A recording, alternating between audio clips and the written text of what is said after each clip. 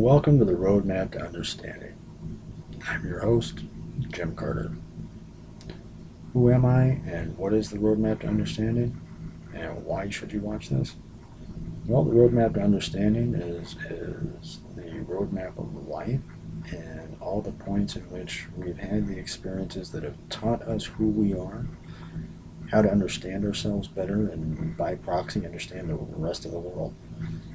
Who I am? Well, brief history. Let's do the short version. Born in 1974, was born practically deaf. When I was 2, they put ear tubes in my ears. And for the next 7 years, anytime I got any water in my ears, I get a bad ear infection. So I didn't learn how to swim until I was 9. And they also put me through a lot of hearing tests on a regular basis. So while I was repairing the damage, I was doing my best to make sure that I could hear every tone they were giving me, which trained my ears to become very sensitive. I have very sensitive hearing. I hear some tones, some frequencies that when volume is added, it sends a shockwave right through my body. To give you an idea, I stand in the checkout line and hear the beep, beep, beep, beep, and it just slowly drives me crazy because it's a tone that is so unnatural to the human ear, to the system, that it aggravates my system. Uh, I first went to school at a private Baptist Christian school where at age 8 they gave me a test that showed my IQ was over 200, which means that I'm one of the most intelligent men on the planet. Not as fun as it sounds, and more of an aggravation than a boast. It's very difficult for me to find myself in conversations with people who can keep up with the way that I understand the world and how it all works. I'm hoping with this series of videos that maybe I can get a little deeper into what my understanding is and hopefully find a way to communicate it in a way that people understand. When I was 9, I ended up going to a public school, back to public school, where I really didn't have any friends. Their favorite game was let's see how fast we can make Jim cry. And they were good at it. I cried a lot in those 3 years. But after I left elementary school and got into junior high is when I really started to make friends. But the friends that I made, most of them, most of my life, my friends have been of the female persuasion. Uh, and most of them have been some of the most traumatically damaged human beings that I have ever met, but also some of the warmest and most caring human beings I've ever met. Uh, in junior high, I was not popular. I hung out with all the stoners and rock people. In high school, a lot of the guys didn't like me because I hung out with the most badass group of women that was in that school. Every single one of them just beautiful and just total badasses that everybody wanted to get with, and they all just wanted to hang out with me. Now, the downside of that was these women also kept me from dating. Since none of them were going to have me, they nobody else was going to either. So I didn't date much in high school. In fact, I didn't lose my virginity until I was 17. And unlike so many other stories I heard, my when I lost my virginity, it was beautiful. It was a beautiful experience about love. I was in love, she was in love, and we made love with one another, not to, with. And so it really gave me a good start when it came to what I wanted from a physical relationship with a woman. To the extent that one of my ex-girlfriends years ago, she had told me I was supposed to be a one-night stand. Um, but that it was so good she had to see if she was that drunk or if I was that good. So a year and a half later, when we broke up, uh, at one point though, she had told me, she's like, "You never just have sex with anybody, with a woman, even a one night stand. You make love to them. You have any idea how rare that is?" It's just me. It's just the way I am. Uh, but after high school, well, actually, no, this is important stuff too. In high school, I nearly flunked out of high school because of my high IQ. I was trying to rewrite the textbooks as I was going through school and was flunking out. So I wound up at a continuation high school, which gave me a unique opportunity to be the student representative on the Board of Education. And here's what a mouthy son of a bitch I am. In one of the meetings, they were reviewing the teacher's policy, and I spoke up and went, this policy thing is all great and well and all, but I've had teachers at this school and this school that obviously were not living up to this policy, and I think that it's more important for the school board to be focused on enforcing this policy than the actual policy itself.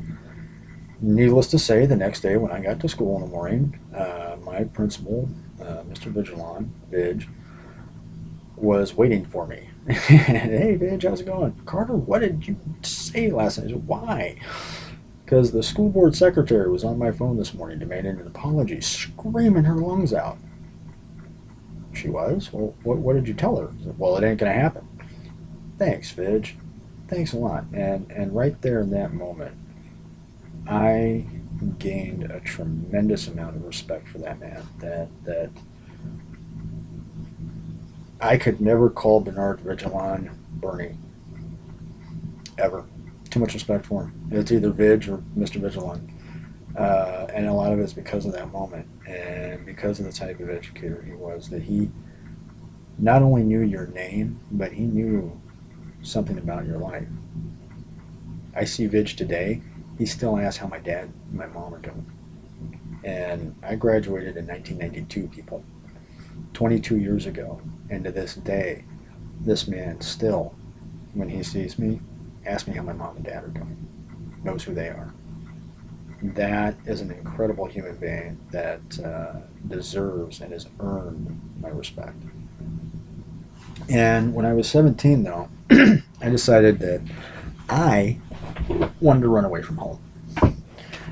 But I decided that I was going to do it in the most responsible way possible by going down and enlisting in the United States Air Force.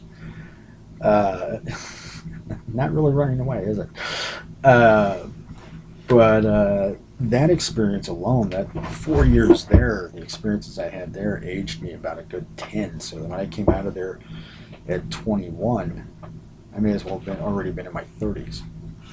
And the types of experiences I had were things like living through the Oklahoma City bombing while being stationed in Oklahoma City, Oklahoma in 1995, having gotten married 12 days prior to the bombing. Going to, when I was 18, before I even got to Oklahoma, when I was 18, I was stationed in Cocoa Beach, Florida, where the only club I could get into was a strip club. So I did the smartest thing that any 18-year-old could do.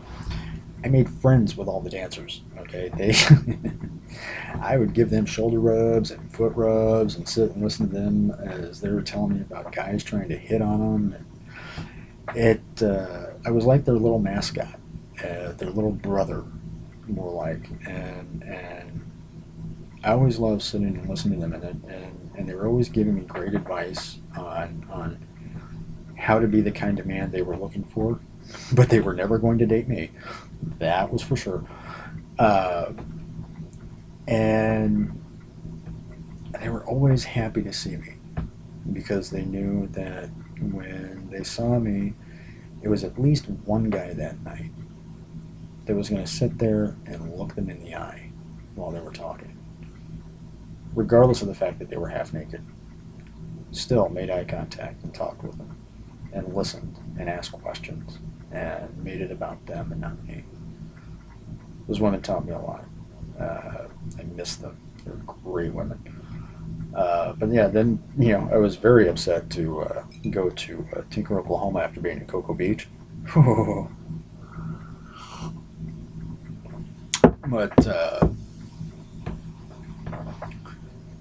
also in the military, when I was in tech school, I got to go party in New Orleans, which was a blast. Panama City, Florida, which was a blast. Then in '95, while I was stationed in Oklahoma, they sent me to Panama City, Panama, which was a blast too. I mean, there you went down, you went out at night, and the clubs were open till 5. And then you'd walk outside, and there'd be this little dude with this little makeshift barbecue pit with homemade barbecue sauce with a shish kebab skewer just full of chunks of meat for $1 a stick.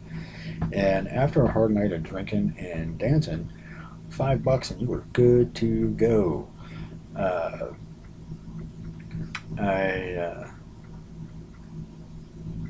and after I got out of the military, I went into call center work, where I got 3 promotions in a year, went from being a rep to a manager in a year, and had 350 phone reps that reported directly to me, 12 supervisors that reported directly to me.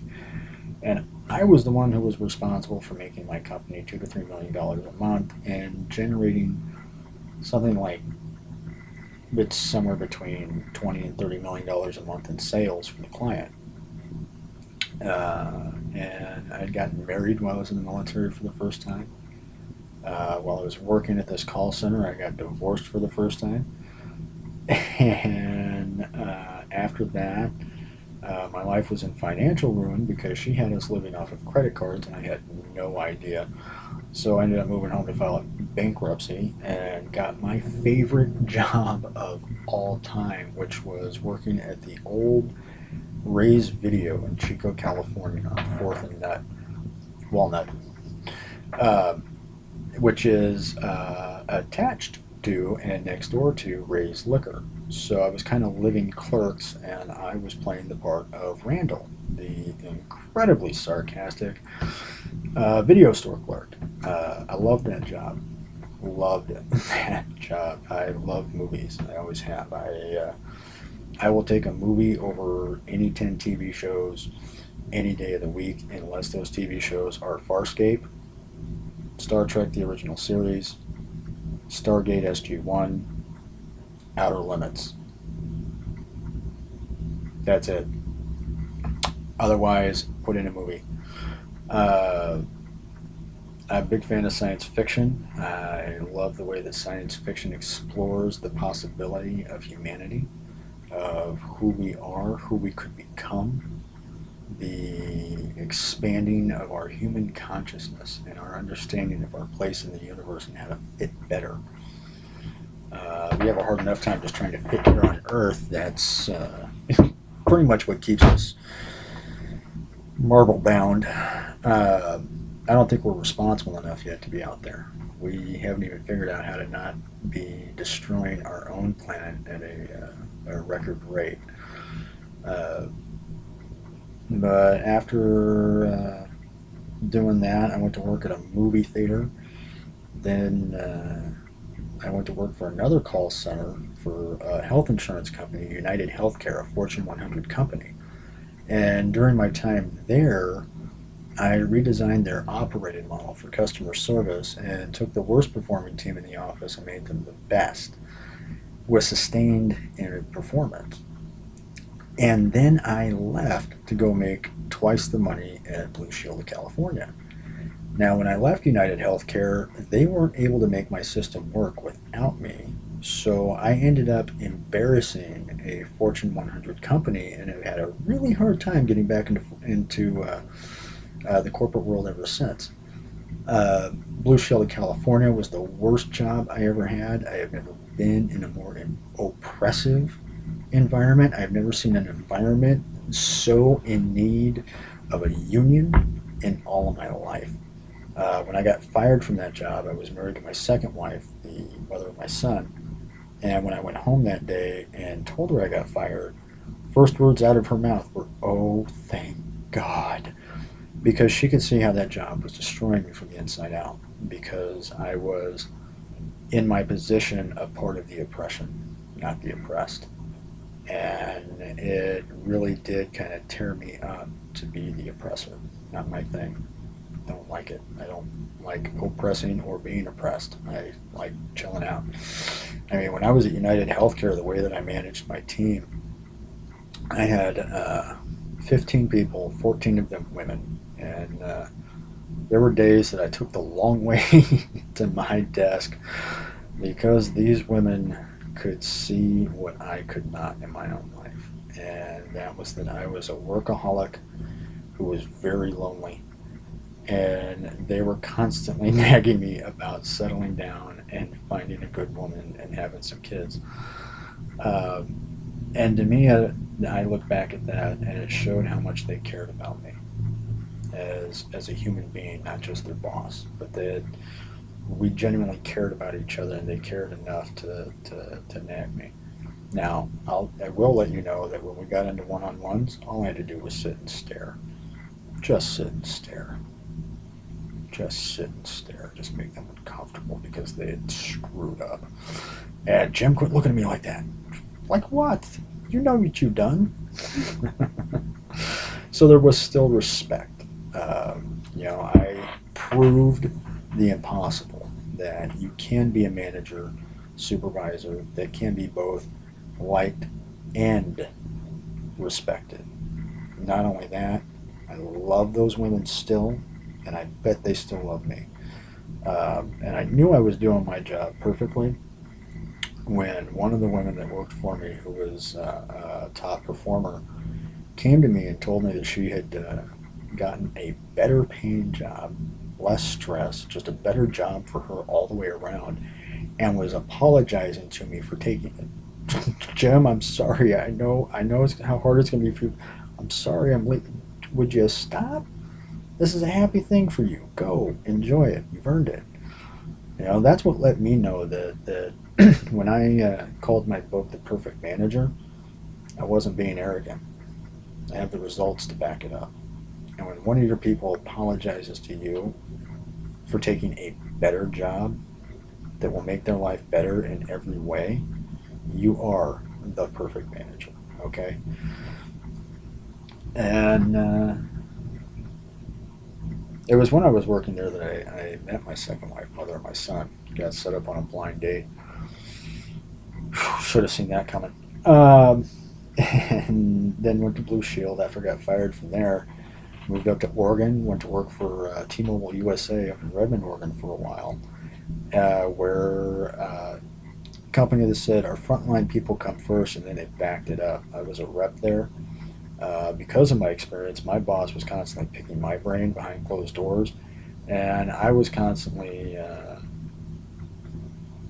taking the opportunity to talk to my team and explain to them why he had to do some of the things that he had to do, and encouraging them to support him and not complain about him, but to understand that this was a part of his job and that it wasn't personal. But if it was personal, there's certain things he wouldn't do. But uh, it was a wonderful experience there. I met some very wonderful, wonderful, just amazing, intelligent, warm, and caring people. Most of them women. Um, I've been surrounded by amazing women everywhere I've been. Let me tell you, it started with those 50 gorgeous strippers. Then at ITI, there was an amazing crew amongst the management team that was mostly women, 90% women. 80% of that workforce was women. And I have learned more about leadership from women than I have ever learned from men. United Healthcare was no different. Our director really gave us the opportunities to improve our own leadership, and I took advantage of those opportunities and turned it into something that embarrassed them. Go figure. Uh, and after things ended with my second wife, I went back to the video store thing and was a manager this time. Then I met my third wife. Now, funny story here. I hired her at Blue Shield. Okay, that's how we met. Now, I was married at the time, just had a brand new baby boy, and two stepdaughters. Okay, nothing happened while we were working together. Matter of fact, neither one of us said anything to anyone else or each other that there was even an attraction. Okay? So, about 8 months after my second divorce, that I ran into a friend of hers at Walmart and let her know where my life was at. Next thing I know, back in the days when MySpace was king, before Facebook even came out, uh, she contacted me through MySpace. And hey, I don't know if you remember me, but I just wanted to say hi. And my response was, not only do I remember you, but A, if we didn't work together, B, you weren't living with somebody and I wasn't married. I totally would have gone after you. Uh, and her response was something along the lines of ditto. And then we spent the last 8 years up until about 6 months ago together, and not all of it was bad, and but what was bad enough to make me realize that it wasn't healthy to stay there. Oh well, things happen. Learned a lot during those 7 years. But also during those 7 years, I spent the majority of that as a house husband, as I took over as the woman in the house, and I was doing the cleaning and the cooking and making sure kids got to school and making lunches and making everybody's breakfast and making sure everybody's schedules.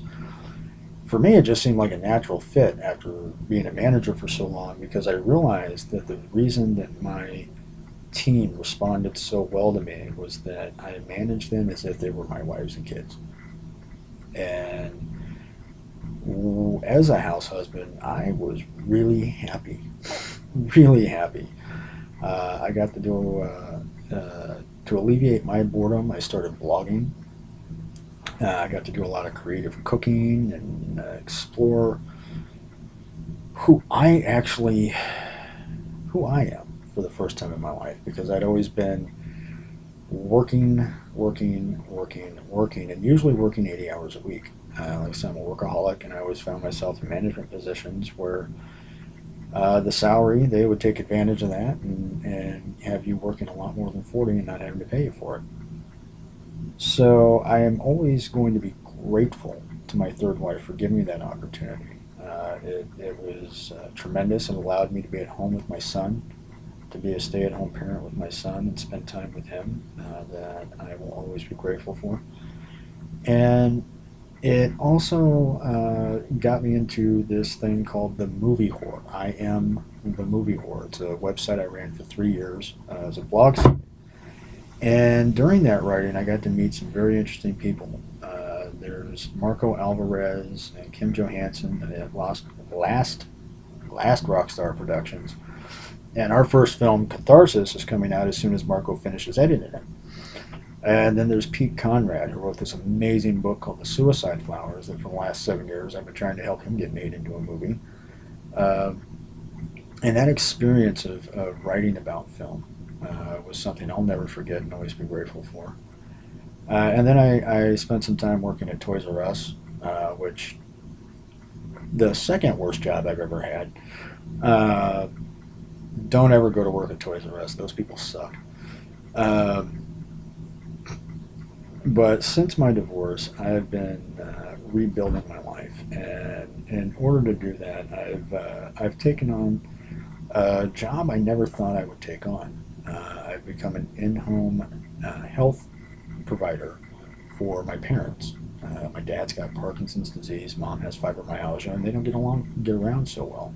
And they need the extra help around the house, and I get paid for it. And while doing that, I've been doing a lot of writing. I spend a lot of time on LinkedIn, writing a lot of spiritual driven stuff. I'm a spiritualist. I'm not into religion, hate religion. Do not talk to me about religion or what your scriptures say, because I don't care. However, I am an extremely spiritual man, and believe that you don't need religion in order to live a life of spirit and a life driven by spirit. And it is that spirit driven life that keeps driving my understanding of who we are, why we are, and where we can go every day with everyone I come in contact with. And it's all driven by love, unconditional love, and treating everybody with unconditional love. You know, Jesus wasn't a Christian, Buddha wasn't a Buddhist. These were men who were teachers of love, unconditional love. And I have been doing that myself, and it's something that it's not so much that I enjoy it as it is that it is this burning fire and passion and desire within me to share this unconditional love that I have for the world, and to teach people how to do it without religion. Because religion forces you to make judgments and condemn people for not believing the way that you do. And that is no way for people to live. And part of what I want to do with this series of videos and this roadmap to understanding is helping people to understand how to lead a spiritual life without religion. I do it. You can do it. I know a whole lot of other people who do it too. And I think that